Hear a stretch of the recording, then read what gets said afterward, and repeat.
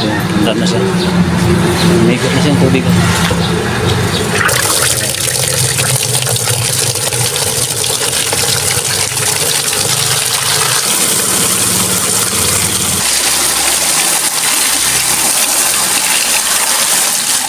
Ayun guys. Hey guys, good morning sa magandang araw sa ating lahat dyan. So welcome back guys, dito pa rin sa aking channel NCMX Vlog. So ngayon nandito tayo guys sa loob ng isang bahay at siyempre ganun pa rin. Meron tayong ikakabit na water pump.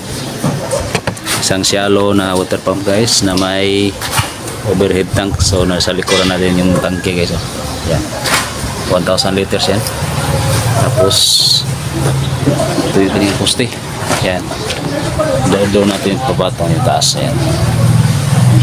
Doon sa taas. At yun. So ngayon guys, para sa mga bagong matuto dyan, sundan nyo yan guys kung paano ikakabit itong water pumps, shallow water pumps. Yung pala isang balon yung source natin ng tubig. At yun, kapag nagustuhan nyo guys sa mga bagong matuto dyan, kung gusto nyo paki-share naman dyan, paki-like at saka paki-subscribe naman dito sa aking channel guys. So yan, dito yung kakabit natin. So ito guys, dito ito yung water pump. So 1 horsepower to guys. Tapos mayroon na tayong ginawang patungan niya. Saka dito nakaabang na itong ganyang supply. Tapos ito naman para to sa float switch doon sa tangke. Ito para ito sa kanyang buga papunta doon sa tangke. So dito yan. So ito yung karugtong dito guys. Yan. Diyan natin pinadaan sa ilalim, tapos dito paakyat, tapos ito yung sa buga. Ito naman yung preparasyon natin guys, galing sa tangke papunta sa supply doon sa papasok sa bahay. So ito yung balon, ayan, maraming tubig. Tapos dito lagay tayo ng male adapter dito guys, at saka elbow papasok dito. Magbutas pa tayo dito guys. Butasan pa natin tong simento para sa suction line. Tapos dito ito yung kanyang buga, kukunik natin dito guys. Pero mayroon pa tayong kukunik na EPC. Lagyan natin ng EPC para protection sa water pump. In kaso kung may diferensya yung foot valve or any fittings, baka may hindi natin laman guys kung may magkaroon ng leaking. So hindi na maghigop ng tubig yung pump. So kung ma-detect ng EPC yan, automatic na i-shut off, i-off yung water pump, kakat yung kuryente, tapos siyempre mamamatay yung ating water pump. So yun yung guys, purpose natin EPC. So nandito yun. Ito yung mga gagamitin natin para sa pag-install nito. So yan yung tangke. Yan. Tapos doon sa taas yung patungan dyan, iuunan natin yung pag-plaster doon sa taas. So bago doon, so dito muna tayo sa baba guys. Set lang natin yung cam.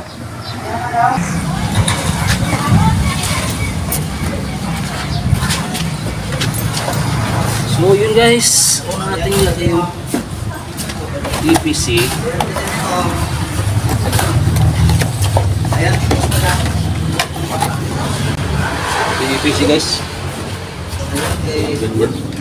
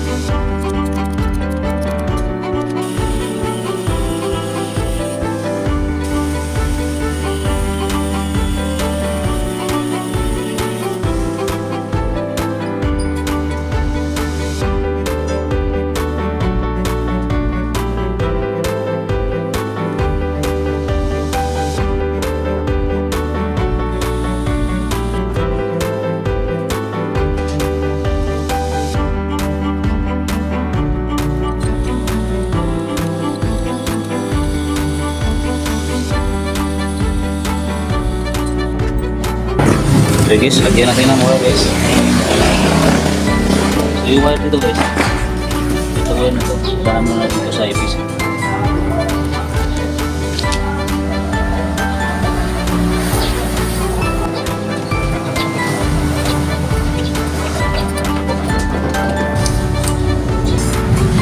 So guys, medyo lamangin tayo dito eh.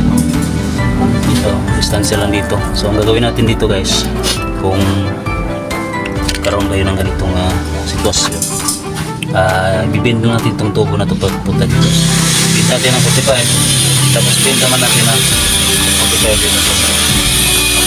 So gamit itong bluetooth natin guys, gamitin natin itong pipe para lumambot siya. Tapos bibend natin para makabot dito guys. So yan, yun yung gagawin natin. Kailangan lagi tayong may solusyon para dyan guys. Ito guys, blowtorch.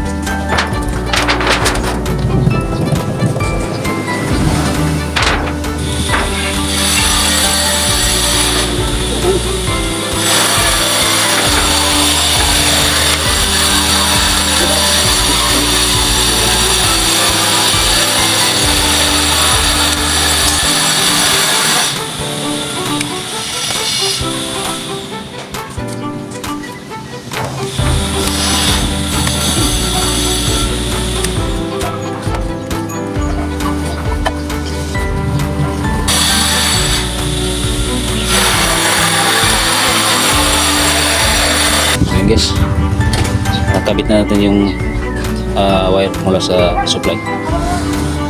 Sunod ikabit yung wire papunta doon sa motor at saka papunta dito sa ating float switch.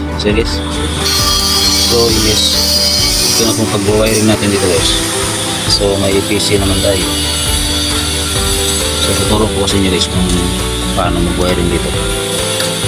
Ito po yung PC. So dito may 4 na terminals. So may dalawa dito, may dalawa dito. So itong kabila, ito yung sa papunta sa water pump. Ito dalawang to. Dito naman, may dalawa rin dito. Tika lang.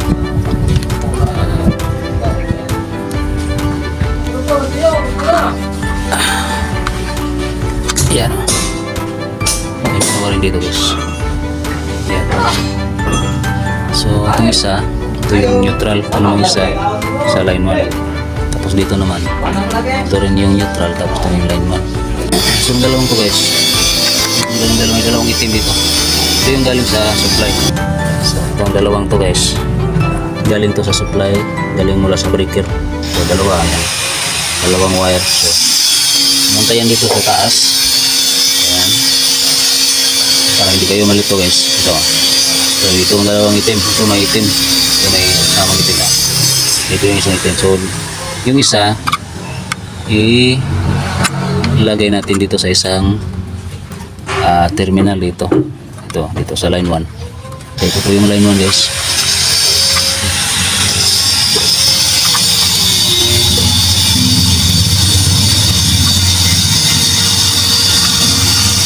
Yan. So, yung isa naman, ito yung neutral. Hindi, ito pala yung neutral guys. Ito yung line 1. So, yung blow, walang dalawang blow. Ito. Papunta to sa float switch. Doon sa tangki guys. Ayan, dalawa. Yung isang dulo, i-join natin sa line 1. Ito yung baga kumbaga ito yung live. So, dito. Yung isa, dito natin ikakabit sa isang terminal. Ayan. Kasi guys, kapag naka-on yung switch doon sa taas, yung float switch, dadaan yung kuryente dito. Babalik yung kuryente dito guys. Punta dito sa isa. So yung kuryente papunta dito, papunta doon sa taas. So dito, babalik siya dito sa terminal niya. Dito guys. So ito na yung line 1. Kumbaga. So ngayon, ipapasa ni PC dito sa kabila. Ayan, dito. So dito natin ikakabit yung itong dalawang wire to guys. Papunta to sa motor. Ito, tingnan nyo. Ito yung papunta sa motor, ayan. So pag dito, siyempre under yung motor guys. Ikukunin pa natin ito dito sa kanyang terminal guys. Ayan. Saka itong kanyang dollar dito. Hindi pa natin na ikabit. Ikabit natin dito sa mga terminal dito sa motor. Kasi pinalitan natin yung padalang wire niya. Ito, si Michael lang guys. Ayan. Hindi siya motivo sa EPC. So, pinalitan natin dito. Itong ganito guys. So, yun. Ikabit muna natin. Lumaya na tapat. Natapos na natin na ikabit. So, i-explain ko sa inyo guys. So, yun guys. Kabitan natin yung wire. So dito guys, sa pagpunta sa motor, pwede mong baliktarin, pwede itong magkabaliktad guys. So walang problema kung magkabaliktad to. So dito, kailangan alamin mo kung saan yung line 1 saka neutral. So dito yung line 1 guys, ito yung neutral. So sa line 1, dito tayo nagkabit ng wire mula sa float switch. So ito yung pinag-join natin yung isang linya mula sa breaker. Tapos yung blow papunta yung isa, yung dalawa guys, papunta yan doon sa float switch. So tok-tok pag on doon, so yung isang linya papunta yan sa float switch. Na ngayon kung naka-off, doon lang yung kuryente. Pero kung naka-on siya, babalik siya dito sa isang linya guys at papunta dito, papasok. Tapos papasok naman dito. So pwede na natin testing guys yung motor. So wala pang connection dito guys, yung suction niya hindi pa, wala pang connection, pero pwede na natin i-testing kung andar yung pump natin, yung motor. So kung tama ba yung connection dito. So natin yung breaker. So medyo malayo yung breaker guys, baka hindi tayo abot dito, mamamatay na siya. So dito tayo on natin yung breaker. So shout out sa mga boys dito guys. Ayan, nag guys. So ito yung breaker guys. Kasi yun, hindi mo dapat kaya itong kuryente dito. So, dito. Ayan. Wala pang kuryente siguro dito guys. Tama. Hindi pa ko pala na ano guys. Ito yung sa float switch. So, hindi pa nakakonect. So, nandito pa yung isa. Off lang muna natin. For sure. So, ito. Idudugtong muna natin yung pansamantala ito. Wire na ito guys. Ang wire na ito guys. Ito yung mag-connect doon sa float switch. Nandun yung float switch. Kita ko sa inyo.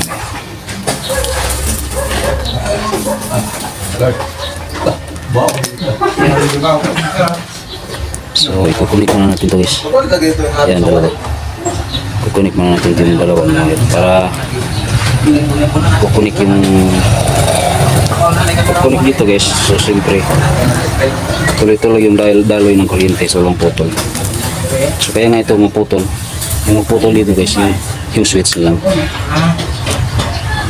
So, kaya lagyan natin. Huwag na ano. Na puno yung tangke, siyempre mag-off yung switch. Kapag bumaba naman yung level ng tubig, mag-o naman yung switch dito doon sa ano pala, sa tangke. So kaya aandar na yung pump guys. Yun. On ko muna yung breaker guys. Dito lang siguro itong camera natin sa tututok natin doon sa ano. So pakinggan nyo guys. On ko yung ano, breaker.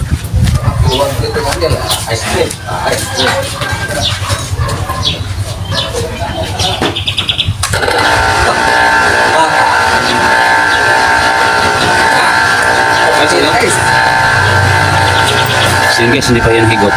So tingnan natin kung gagana yung ipis.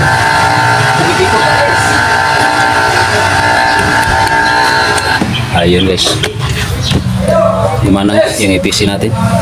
So ayun guys, nakailaw. Yung kamera natin, nakailaw yung pula. Ayan, pula at saka verde. So pag pinindot natin itong reset guys, naandar na naman yan. Pindutin natin ito.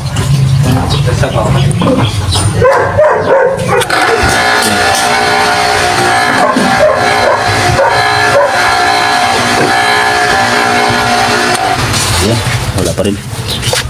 So kasi wala pang ano guys, hindi pa yan hihigop ng tubig, kaya yun yung trabaho ng EPC guys. Pag walang tubig na mahihigop yung water pump, ma-detect niya, hindi siya ikakat niya yung linya ng kuryente guys, kaya automatic mag-off yung motor ng water pump dito. So yun yung kuryente dito guys. Dito lang yung so dito sa loob guys, may device dito. So walang kuryente na dumadaloy dito guys. Then kakaber lang muna natin. Then cover natin ng guys.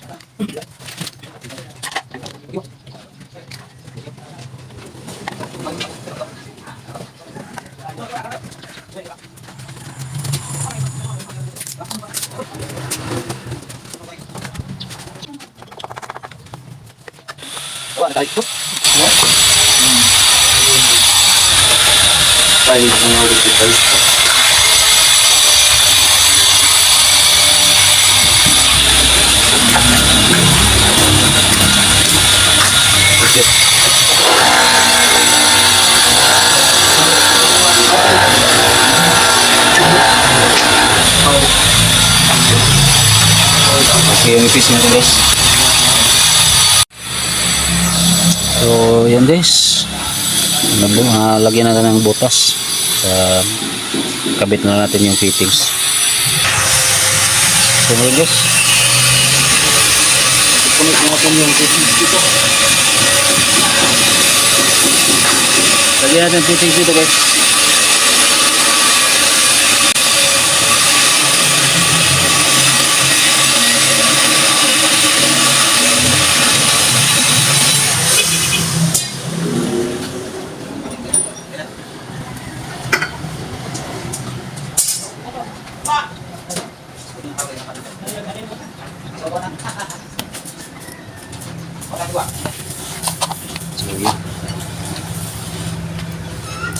Yun, dito sa loob. Ipasok natin yung para sa ano guys. So yun yung suction line guys. Ayan. Tubo. Pasok natin. Yan.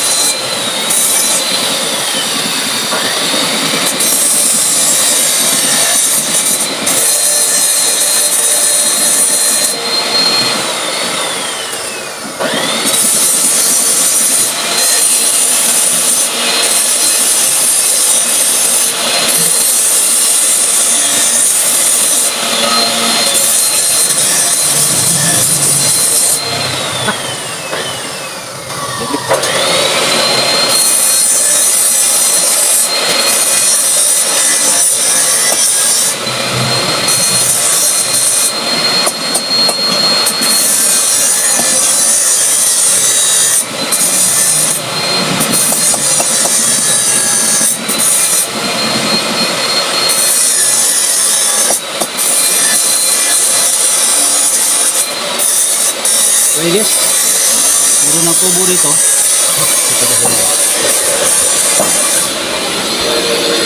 Ayan o. Ayan na yung suction line nya. Nandiyan na.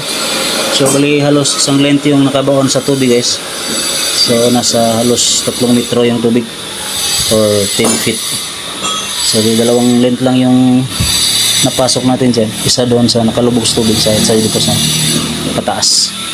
So yun yung tayong nilagay dyan. Tapos elbow papasok dito. Tapos dito guys, may elbow naman tayo. Tapos may onion dito. Para pag kinalas yung pump, dito lang natin kalasin. Saka may isa rin dito onion guys. Ganun din. Pag kinalas yung pump, hindi na tayo kailangan magputol ng tubo guys.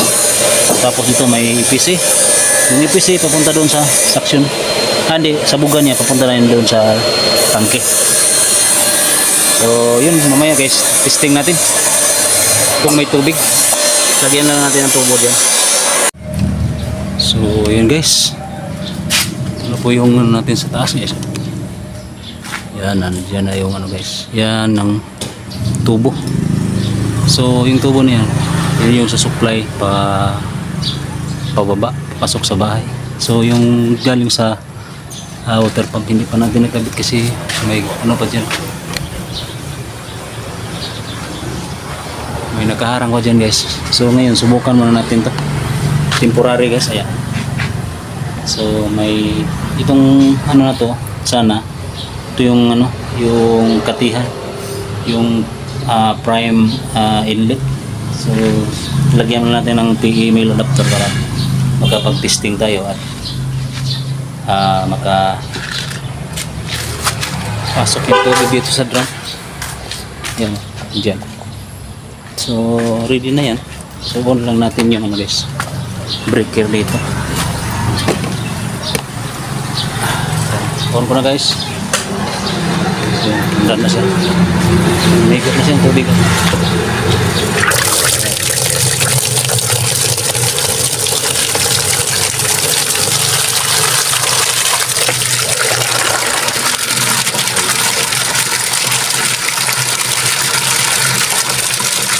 Okay guys. Parang ano guys.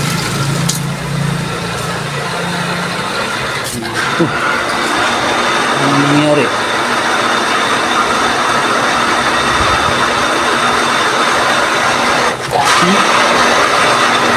Isip lang natin.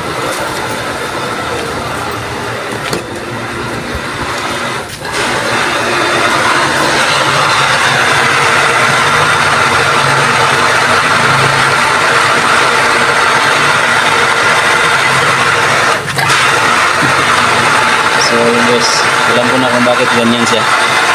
Kasi yung tubig guys, dito siya dumaan. Dapat sana dito sa EPC. Kaya yan, hindi niya nadikit yung pressure. Kasi nasa iba yung direksyon ng tubig.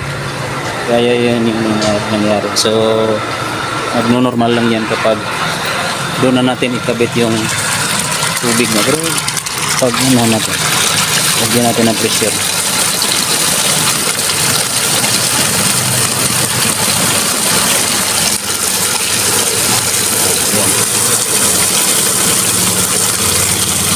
Kung lagyan natin ng pressure ko, punta yung tubig doon sa taas. Ayan, patay siya. Napatay siya guys. Kasi walang pressure na pumasok sa kanya device. Pero okay lang yan guys. Please start yun. Yun. Lagyan natin yung pressure doon. Bagsak yung tubig yan. Kasi nga dapat guys, hindi dito yung tubig lalabas. Dapat dito dadaan siya sa kanyang device dito sa loob. Papunta dito. Yun yung palabas niya papunta dito sa tangke. Itong tubo na to guys. Yan yung papunta doon sa taas. Yan. Pero reset natin.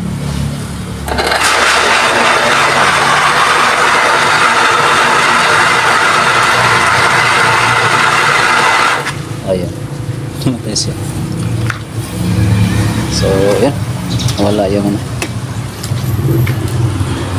yung pressure niya. Yan. Reset natin ulit. Yan. Tapos, lagyan natin ulit.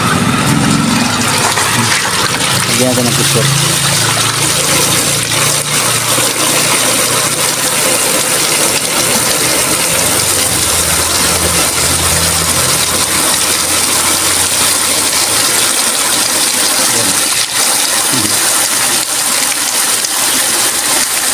Yun, meron natin.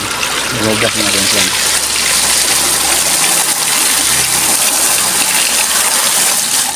Ayun guys. Okay lang. Meron tubig dito.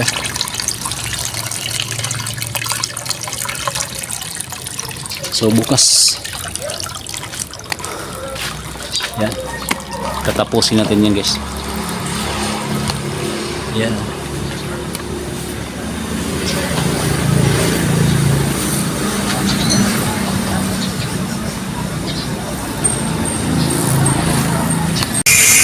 So yun guys, tapos na natin na kabit yung tangke. Meron na siyang wire dyan, tapos yung tubo papunta sa supply, so okay na. Tapos dito sa mula sa pump guys, yan, meron na rin, nadugtungan na rin natin.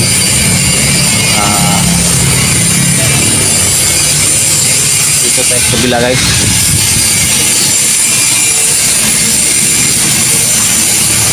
So dito sa ibabaw, ayan. Yan sa taas guys, meron na connection. Yan yung galing sa pump. Ayan, punta sa ilalim. So yan dito. So meron ng cover yung water pump natin guys. So okay lang natin. So ito, ayan, ito yung setup dito, yung EPC. Tapos ito guys, ito yung pag-testing natin. Dito natin dinadaan yung tubig palabas, so hindi dumadaan dito sa EPC, kaya namamatay yung EPC guys. Saka hindi tuloy-tuloy yung kanyang higop kasi hindi dumadaan sa kanya yung tubig.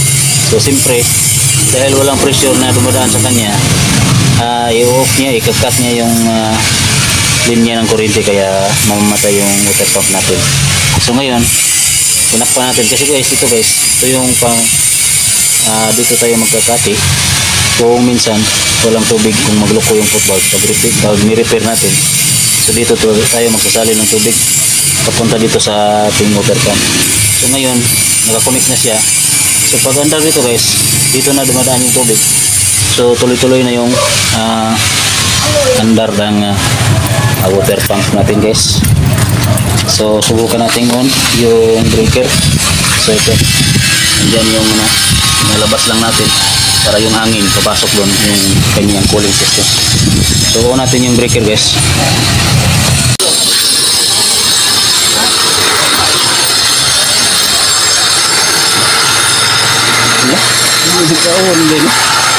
So yun guys, no? Dito na tayo sa ating water pump. So andar na siya guys. So yun nga, may tubig na tayo dito. So dahil tapos na yung pag-install natin dito guys. So hindi tulad ng video natin guys.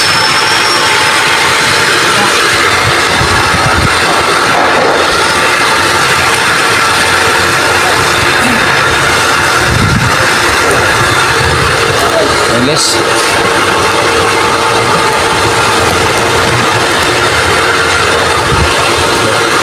Ito yung pump. So yun, maraming salamat sa inyong panonood guys. Nandito lang itong video natin. So yun, maraming salamat. God bless po. Bye bye.